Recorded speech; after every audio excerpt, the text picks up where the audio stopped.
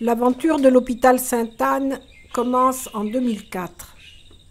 Cette année-là, le père Jean-Yves Lhomme, présent à Madagascar depuis déjà 18 ans, est chargé par monseigneur Alfredo Caires, évêque de Mananzar, de concevoir, de construire et de faire vivre un hôpital pour la population la plus défavorisée de la région. Un magnifique terrain de 10 hectares, propriété du diocèse, situé à 5 km de la ville, est disponible. Un terrain très accidenté, composé de collines et de ravines, et couvert d'une végétation luxuriante et sauvage, avec quelques rizières à l'abandon. Mais il n'y a rien d'autre, ni cahier de charge, ni ébauche de plan, ni moyens techniques, ni surtout moyens financiers. Et pourtant, aujourd'hui, le rêve est devenu réalité. Les bâtiments de l'hôpital sont achevés et ce bel outil sera prêt à fonctionner dès le début de l'année 2020. Tout est fait, mais tout reste à faire. La ville de Mananzar est située sur la côte sud-est de Madagascar, au bord de l'océan Indien. La population est de 40 000 habitants, à laquelle s'ajoute celle des petites bourgades et des villages de brousse, totalisant une zone d'influence de l'hôpital d'environ 500 000 habitants. Une unique voie routière, la RN 25, relie Mananzar au reste de l'île, et le canal des Pangalan, qui suit la côte sur 400 km, est aussi une importante voie de circulation pour les habitants et les marchandises. La majorité de l'habitat est constituée par des cases, en bois et en palme, sans aucun équipement sanitaire. La plage et l'embouchure du fleuve sont des lieux collectifs très animés où se mêlent l'activité de pêche, la toilette, le lavage du linge, les jeux d'enfants, mais qui servent aussi par endroits de latrines. Madagascar fait partie des 10 pays les plus pauvres du monde, et cela se traduit par l'absence de moyens et d'équipements dans tous les domaines, l'alimentation, les travaux publics, la justice, l'éducation et tout spécialement la santé. L'hôpital public de Mananzar manque de tout, locaux, matériel, personnel et médicaments. Et par ailleurs, la population la plus pauvre ne peut accéder aux soins pour des raisons financières, car il n'y a aucun système de protection sociale. L'espérance de vie est inférieure à 60 ans et les principales causes de mortalité sont la malaria, les diarrhées, les MST et les accidents domestiques dus à la précarité des conditions de vie. La mort des nouveau-nés, 57 pour 1000 naissances, et les accouchements difficiles sont aussi de graves problèmes de santé. En 2005 et 2006, le père Jean-Yves séjourne à La Réunion. Il élabore et mûrit, en concertation avec des médecins, des responsables d'établissements de santé, le programme de base du futur hôpital. Une capacité de 50 lits, un service de consultation externe, un service de médecine et un service de chirurgie avec 2 salles d'opération. Et il garde en tête les visages et les images de la vie quotidienne des habitants de Mananzar, avec en exergue une idée directrice, faire un hôpital pour les pauvres, mais pas un pauvre hôpital. De retour à Mananzar, le père Jean-Yves s'attaque aux travaux. Le terrain est couvert d'une forêt dense, sans voie d'accès ni chemin de circulation. Il faut donc commencer par défricher, abattre des arbres et replanter assez vite pour éviter l'érosion de la terre mise à nu. Puis, sans plan directeur, un peu à l'aveugle et à l'intuition, faire les premiers terrassements, avec comme seuls outils les pelles, les brouettes et la force des bras. Dégager les plus gros rochers, araser les collines, tracer la voirie, construire des digues pour franchir les ravines, réguler l'eau de la grande saison des pluies en édifiant un barrage, poser des buses, déblayer les éboulements de terre après le passage d'un cyclone, conforter les mouvements de terrain avec des murs de soutènement. Damer, stabiliser la terre des premières plateformes, c'est un travail titanesque. Après 3 années difficiles, les zones aplanies représentent 9000 m², soit à peine 10% du terrain. Pendant ce temps de préparation, les architectes ont affiné le programme des besoins. Ils ont fait les premiers plans, réfléchi au mode de construction en fonction des matériaux et des moyens disponibles, et déterminé une organisation en pavillon entourée de varangues. Un relevé topographique sommaire permet d'établir le plan de masse, et sur les plateformes dégagées, on peut donc faire les premières implantations. Piquetage, fondation et premiers murs en élévation. Enfin, les bâtiments sortent de terre. Simultanément, le père Jean-Yves met en place et entretient un large réseau d'amitié autour du projet. 3 premières associations, créées spécialement pour soutenir l'hôpital Sainte-Anne, œuvrent sans relâche pour récolter des fonds.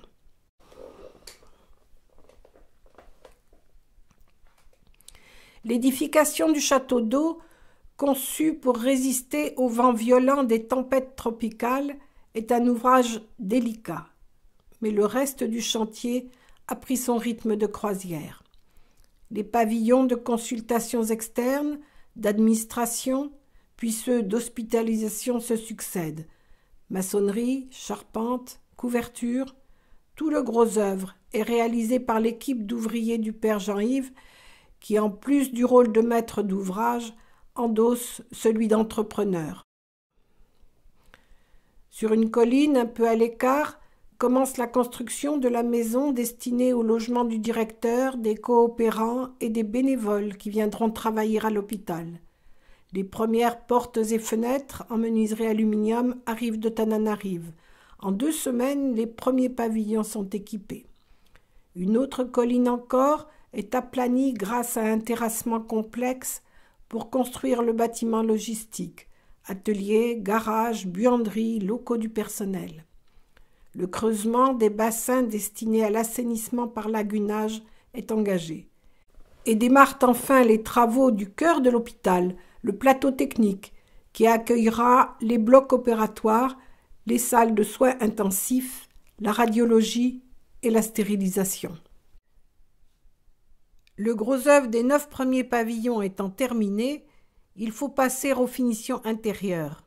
Carrelage, pose des appareils sanitaires, distribution électrique. Ces tâches sont assurées en grande partie par des bénévoles venus de France et en particulier de La Réunion pour 15 jours ou 3 semaines. Simultanément, la maison d'accueil est elle aussi achevée et même meublée. La pose de la charpente du plateau technique marque une étape importante du chantier, mais on en reparlera.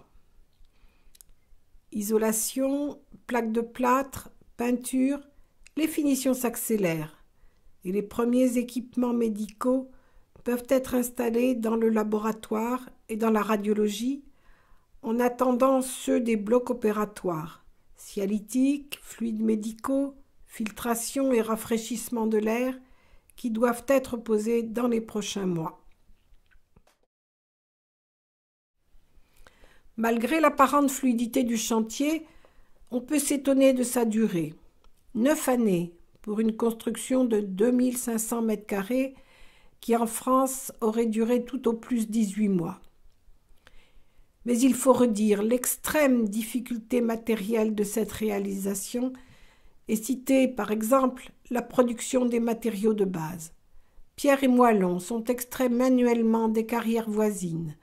Le gravier est concassé à même le sol par les femmes et les enfants. Les parpaings, les buses, les claustras sont fabriqués sur place, un à un, dans des moules confectionnés par le ferrailleur de Mananzar à partir de vieilles tôles récupérées. Quant au bois de charpente, appelé bois carré, il ne dépasse pas une section de 8 par 8 cm en raison de la déforestation. Le transport de ce qui vient de Tananarive ou de France se fait en container, par camion, sur des routes souvent défoncées, parfois coupées par les glissements de terrain. À l'arrivée à Monanzar, certains de ces camions ne peuvent passer sur l'unique pont qui donne accès à la ville.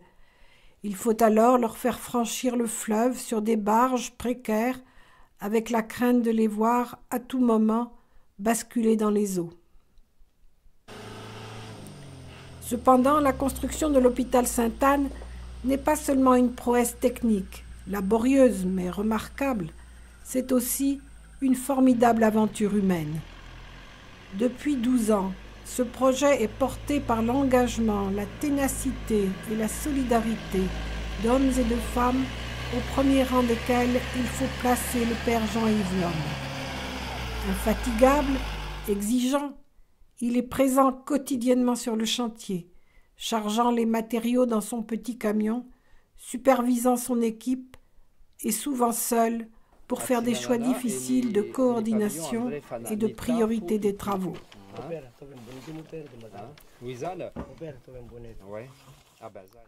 Son charisme et sa force de conviction ont par ailleurs mis en branle une grande chaîne d'amitié.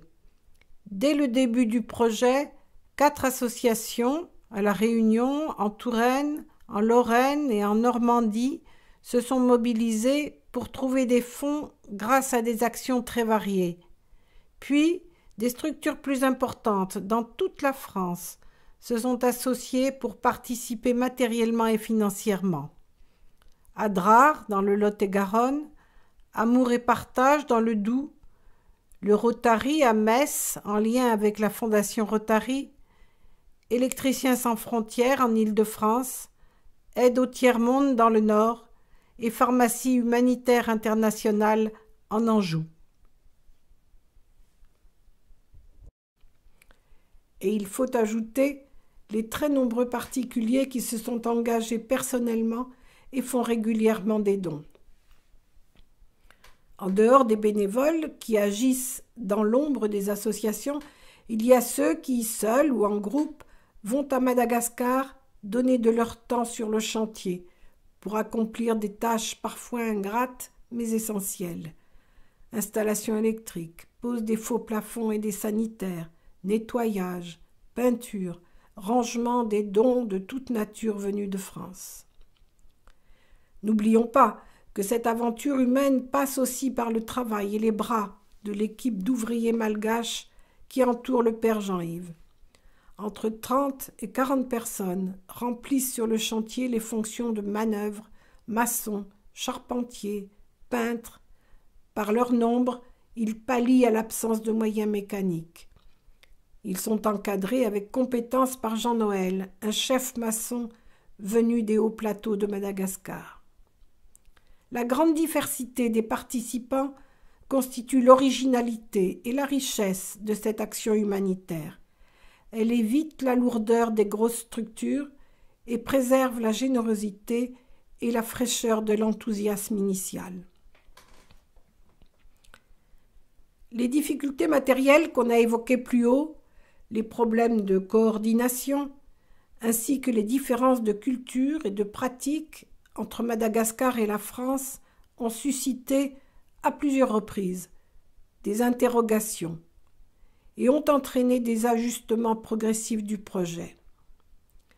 Mais ces moments de doute et même de découragement ont toujours été effacés par de formidables moments de réussite et de satisfaction qui ont pris valeur de symbole.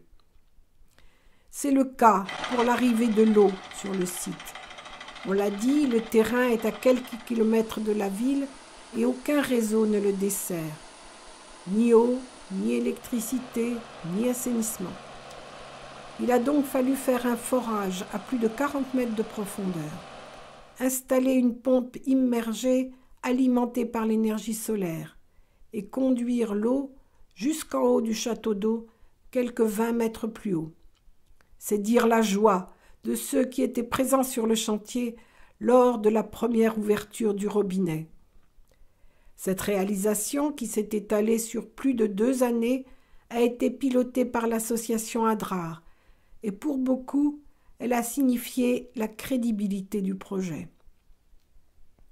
De la même façon, la question de la production d'énergie était cruciale pour le fonctionnement de l'hôpital.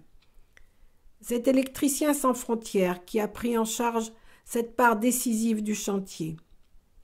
Après plusieurs années d'études, de négociations, de recherche de financement et d'installations difficiles, le site est aujourd'hui doté de gros générateurs et de panneaux photovoltaïques qui peuvent assurer la marche de tous les équipements. Appareils médicaux, radiologie, ventilation, rafraîchissement, stérilisation, tous très gourmands en énergie. De multiples autres exemples pourraient exprimer les défis, les réussites et les joies vécues sur le chantier. L'installation des fluides médicaux qui est en cours grâce à PHI, les plateaux de lagunage pour l'assainissement, étudiés et financés par l'ADRAR, l'équipement du laboratoire et de la radiologie offert par le Rotary, etc. Mais on terminera par la chaîne de solidarité qui a permis la réalisation de la charpente du plateau technique.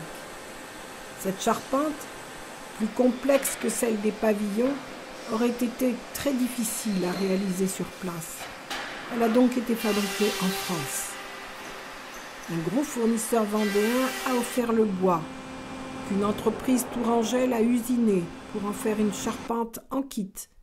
Un transporteur a acheminé les pièces jusque dans le nord de la France, où elles ont été chargées dans des containers qui ont rejoint Mananzar par bateau puis par camion. La charpente a finalement été montée sur le bâtiment par les charpentiers malgaches du chantier avec l'aide d'un jeune compagnon grenoblois qui a passé 2 mois à Madagascar en 2018 pour se consacrer à cette opération. Un enchaînement exemplaire de générosité qui guérit de tous les doutes, qui permet de croire en la bonté des hommes et qui donne confiance pour la suite de cette action. Car en effet, cette magnifique réalisation dont nous fêtons aujourd'hui l'achèvement doit avoir une suite sans laquelle ces 12 années d'efforts n'auraient aucun sens. L'espoir final de ce projet est bien sûr de pouvoir accueillir, soulager, soigner ces enfants, ces femmes et ces hommes de Mananzar, que la pauvreté, les conditions de vie privent du droit élémentaire à la santé et à la dignité. L'ouverture et le fonctionnement de l'hôpital qu'ils attendent tous, et que ceux qui ont déjà participé à cette belle aventure attendent aussi. C'est à nous tous, c'est à vous aujourd'hui de les rendre possibles par votre engagement. Il faut poursuivre les actions pour trouver inlassablement des financements et il faut